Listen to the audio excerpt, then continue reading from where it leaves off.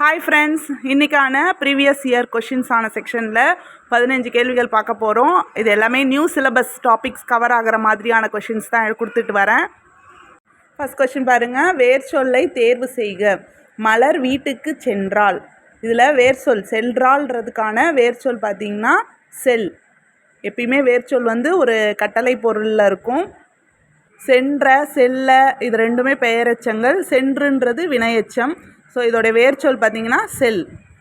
அடுத்த கொஷின் பார்த்திங்கன்னா இலக்கண குறிப்பு தவறாக பொருந்தியுள்ளதை எழுதுக அப்படின்னு கொடுத்துருக்காங்க. தாய் சேய் அது உம்மை தொகைன்னு கொடுத்துருக்காங்க. தாயும் சேயும் விகுதி வந்து மறைந்து வருது. ஸோ அப்போ கரெக்டாக இருக்குது.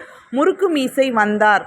முறுக்கு மீசை வந்தார்ன்றது அன்மொழி தொகை, ஆனால் இங்கே வேற்றுமை தொகைன்னு கொடுத்துருக்காங்க. ஸோ இது ராங்கு. செகண்ட் ஒன் வந்து ராங்கு. கரும்பு தின்றான், கரும்பை தின்றான் வரணும். இரண்டாம் வேற்றுமை உருபு மறைஞ்சு வந்திருக்கு. ஸோ அப்போ அது வேற்றுமை தொகைன்னு வரணும். அன்மொழி தொகைன்னு கொடுத்துருக்காங்க. ஸோ இதுவும் ராங்கு. வெண்குடை வெண்மை கூட்டல் குடைன்னு வரும், பண்பு தொகை அது. ஸோ அப்போ ஃபஸ்ட் ஒன்றும் லாஸ்ட் ஒன்றும் கரெக்டாக இருக்குது. செகண்டும் தேர்டும் ராங்கானது. அடுத்த கொஷின் பாருங்கள். திரைக்கடலோடியும் திரவியம் தேடு என்றவர். அது எல்லாருக்கும் ஃபெமிலியராக தெரிஞ்சது தான், ஔவையார் தான் சொன்னது. அடுத்தது பார்த்திங்கன்னா குலனுடைமையின் கற்பு சிறந்தன்று இடம்பெற்றுள்ள நூல் எது? சிறந்தன்று அப்படின்னு வந்தாலே அது முதுமொழி காஞ்சி தான். ஸோ கரெக்டான ஆன்சர் முதுமொழி காஞ்சி. அடுத்தது பாருங்கள். கீழ் உள்ளவற்றில் பொருந்தாத சொல்லை தேர்ந்தெடுக்கவும். செம்மை, பசுமை, கருமை, எளிமை. இதில் டிஃப்ரெண்ட்டாக இருக்கிறது வந்து பார்த்திங்கன்னா எளிமை. இது எல்லாமே வந்து பண்பு பெயர்களை குறிக்குது. அடுத்தது பார்த்திங்கன்னா சரியான தொடரை தேர்ந்தெடுக்க. விருந்தோம்பல் முதன்மையானது தமிழர்களின் பண்பாட்டு கூறுகளில். ஸோ இது வந்து சென்டென்ஸ் கரெக்டாக இல்லை. அடுத்தது பார்த்திங்கன்னா முதன்மையானது விருந்தோம்பல் தமிழர்களின் பண்பாட்டு கூறுகளில். ஸோ இதுவும் கரெக்டாக பொருந்தி இல்லை. அடுத்தது பார்த்திங்கன்னா விருந்தோம்பல் பண்பாட்டு கூறுகளில் தமிழர்களின் முதன்மையானது. இதுவும் பார்த்திங்கன்னா சென்டென்ஸாக இல்லை. லாஸ்ட் ஆப்ஷன் பார்த்திங்கன்னா தமிழர்களின் பண்பாட்டு கூறுகளில் விருந்தோம்பல் முதன்மையானதாகும். ஸோ இது கரெக்டாக பொருந்தி இருக்குது. ஸோ இதுதான் கரெக்ட் ஆன்சர். அடுத்தது பார்த்திங்கன்னா ஒருமை பன்மை பிழையற்ற தொடர் எது? இது பழம் அல்ல, இவை பழங்கள் அன்று. ஸோ ஒருமை வரும்போது அல்ல அப்படின்னு வராது, அன்றுன்னு வரும். பன்மையில் வரும்போது அல்லன்னு வரணும். ஸோ கரெக்டாக பொருந்தி இருக்கிறது பார்த்திங்கன்னா செகண்ட் ஆப்ஷன். இது பழம் அன்று, இவைகள் பழங்கள் அல்ல. இதுதான் கரெக்டாக பொருந்திருக்கு. ரிமைனிங் சிடி ஆப்ஷனில் பார்த்திங்கன்னா கரெக்டாக கொடுத்துடல.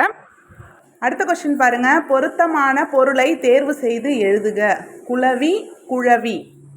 பெரியல உள்ள குளவி வந்து பார்த்திங்கன்னா ஒரு வகை பூச்சி. குழவி அப்படிங்கிறது குழந்தையை குறிக்கிறது. ஸோ ஆப்ஷன் சி தான் வந்து கரெக்ட்.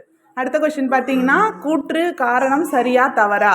கூற்று செப்பலோசை வெண்பாவிற்குரியது. திருக்குறளும் நாலடியாரும் வெண்பாவில் அமைந்துள்ளன.